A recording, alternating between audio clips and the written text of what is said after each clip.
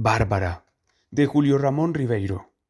Durante 10 años conservé la carta de Bárbara. La llevé una época en el bolsillo, con la esperanza de encontrar a alguien que me la tradujera.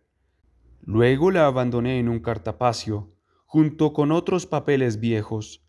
Una tarde al fin, presa de uno de esos súbitos accesos de destrucción, en los cuales uno pone una especie de ferocidad en aniquilar todas las huellas de su pasado, la rompí junto con lo que se rompe en estos casos: boletos de tren de algún largo viaje, facturas de un hotel donde fuimos dichosos, programas de teatro de alguna pieza olvidada.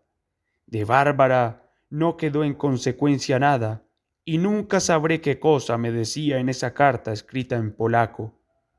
Fue en Varsovia, años después de la terminación de la guerra. De la ruina los polacos habían sacado una capital nueva, fea más bien, plagada de edificios de cemento que un arquitecto calificaría tal vez de totalitarios. Yo era uno de los 30.000 muchachos que asistía a uno de esos congresos de la juventud, luego venidos a menos. Éramos ilusos entonces y optimistas. Creíamos que bastaba reunir a jóvenes de todo el mundo en una ciudad, hacerlos durante 15 días pasear, conversar, bailar, comer y beber juntos para que la paz se instaurara en el mundo. No sabíamos nada del hombre ni de la historia. La vi en una de esas visitas de amistad, encuentros se llamaban, que jóvenes polacos hacían a las delegaciones extranjeras. Tenía la cabeza perfectamente redonda y dorada, y era pequeñita, ágil, fina, y de un perfil tan delicadamente dibujado que daba miedo mirarlo con insistencia, no fuera a usarlo y demolerlo la mirada. Por señas nos hicimos amigos. En el encuentro, que era al mismo tiempo una reunión folclórica y un canje de virtuosidades, uno de nosotros bailó y Bárbara nos cantó una canción enigmática y agreste que nos dejó embelesados. Trabajaba en un laboratorio donde fui algunas veces a buscarla. En la Plaza Lenin, frente al Palacio de la Cultura, bailamos en las noches con los otros miles de jóvenes al son de varias orquestas que mezclaban sus ritmos. Después del baile íbamos todos a un parque cercano, oscuro, donde, en nombre de la solidaridad universal, nos besábamos. La primera vez la oprimí con tanta brutalidad que perdió el aliento y se dobló, quebrada, entre mis brazos. Pero a diferencia de otros muchachos que hacían rápidamente de su amiga su amante, en las noches, de retorno a nuestros albergues, se encendían los cigarrillos y se contaban historias de fornicaciones viles y violentas. Mis relaciones con Bárbara eran más bien ambiguas y morosas. En gran parte, ello se debía a que no nos entendíamos. Barba hablaba solo polaco y ruso y yo español y francés.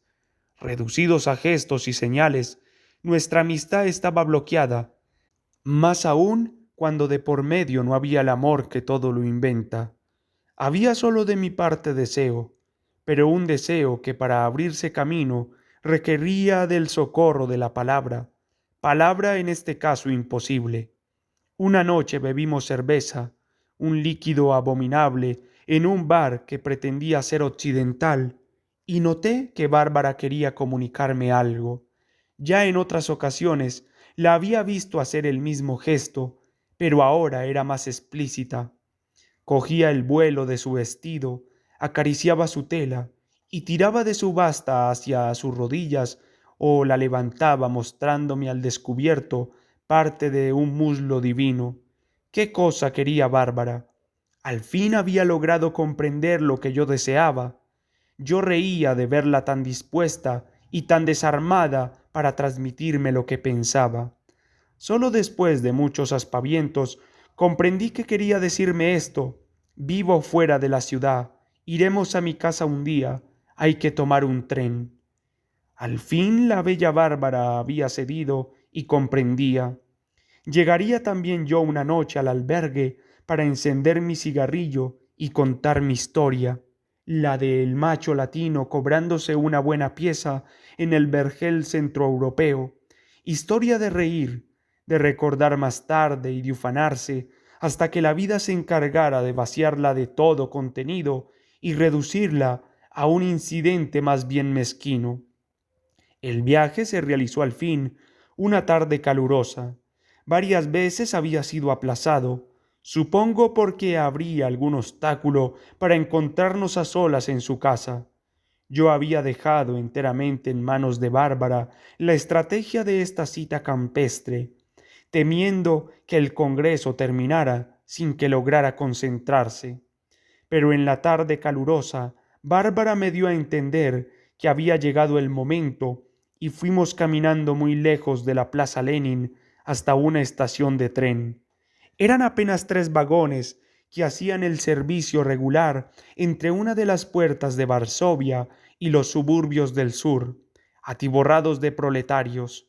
Al subir al vehículo, me di cuenta de que era probablemente el único extranjero que osaba alejarse de los itinerarios más o menos oficiales a los que estábamos circunscritos. El viaje se convertía así, aparte de una fuga de amor, en un acto prohibido. El tren atravesó los suburbios, luego campos sembrados, y a los 20 minutos se detuvo en un pueblecito donde Bárbara me hizo descender. En una dependencia de la estación cogimos 2 bicicletas que eran de propiedad comunal y estaban al servicio de los lugareños, y proseguimos por este medio un viaje que desde entonces comenzó para mí a teñirse de irrealidad. Íbamos por senderos de tierra rodeados de tapias y árboles. Pasábamos delante de casas solariegas y viejas, dotadas de huertas y jardines. Cruzábamos a labriegos que se detenían para mirarnos pasar. Alborotábamos a perros rurales que saltaban ladrando detrás de las cercas. E íbamos aceleradamente, Bárbara delante mío, pedaleando con energía, y yo detrás, fascinado por su cráneo redondo y su cola de caballo dorada. Al fin se detuvo ante una casa más bien pequeña, con una verja de madera que daba sobre el camino. Yo la imité y juntos, riendo, alegres, empujando nuestras bicicletas, sudorosos, penetramos en el jardín exterior. Bárbara me cogió de la mano y subimos corriendo los peldaños de madera que conducían a la puerta principal. De su cartera extrajo una llave y abrió de par en par la puerta. Entramos a un vestíbulo oscuro y luego a una sala que inspeccioné rápidamente, muebles viejos, campestres, buscando en qué sofá descansaríamos un momento, preparando el clima, hablando como sea. Ya no me importaban las palabras, mis manos serían elocuentes y me sentía tan seguro que me importaba un pito el hombre de gruesos bigotes que me observaba desde un marco de madera tallada, y que Bárbara diciendo pum, pum, cortándose la pierna con la mano, haciendo luego tat, tat, tat, tat, me explicó que era su padre, inválido de guerra y empleado del ferrocarril. Pero no nos detuvimos en la sala. La prisa de Bárbara era incontenible, pues ya estaba otra vez arrastrándome de la mano por un pasillo, empujando una puerta, y nos encontramos en un dormitorio, donde lo primero que vi fue una cama más bien estrecha, cubierta con una colcha de cretona floreada. Una cama. Qué largo había sido el camino para llegar desde nuestro primer encuentro hasta ese pequeño espacio, tan escueto como una tumba, pero tan suficiente, donde al fin nuestros cuerpos hablarían un idioma común. Bárbara se quitó el vestido y avanzó hacia la cama, pero en lugar de tenderse en ella, la contorneó y se precipitó hacia un enorme ropero, hablándome en polaco, sin preocuparse en que yo la entendiera, y abrió bruscamente sus puertas. En sus colgadores vi que pendían media docena de faldas. Bárbara las sacó y se las fue probando una por una, señalando sus dibujos estampados, convidándome a palpar su tela, explicándome su corte, su función y su modelo. en su endemoniada lengua que ahora yo entendía sin comprender, excitada, hasta que al fin, sin quitarse la última, quedó callada delante de las telas amontonadas en la cama, mirándome fija, ansiosamente a los ojos. Muchas faldas, dije al fin, pero ella parecía esperar algo más y seguía interrogándome con la mirada. Bonitas faldas, añadí, lindas, molto bellas, beautiful, muchas faldas, lindas faldas. Me había comprendido y sonrió. Suspirando quedó un momento observando sus prendas y luego, lentamente, las fue poniendo en sus colgadores y las colgó en su ropero. De él extrajo una blusa y se la puso. Al cerrar las puertas del mueble, seguía sonriendo y me dio a entender que debíamos salir. Tampoco esta vez nos detuvimos en la sala.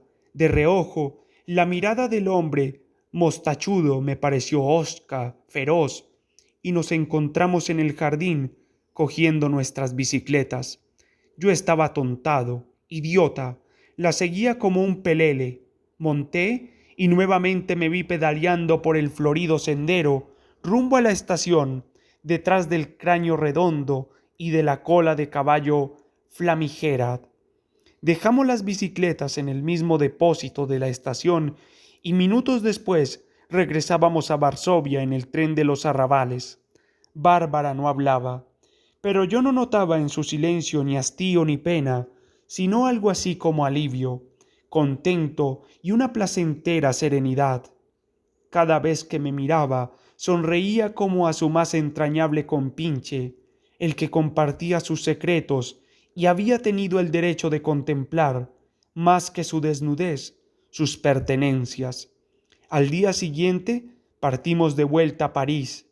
Los vagones del tren estaban de bote en bote, de muchachos que bebían, cantaban y se despedían por la ventanilla de sus amantes pasajeras. En vano busqué a Bárbara entre la gente del andén.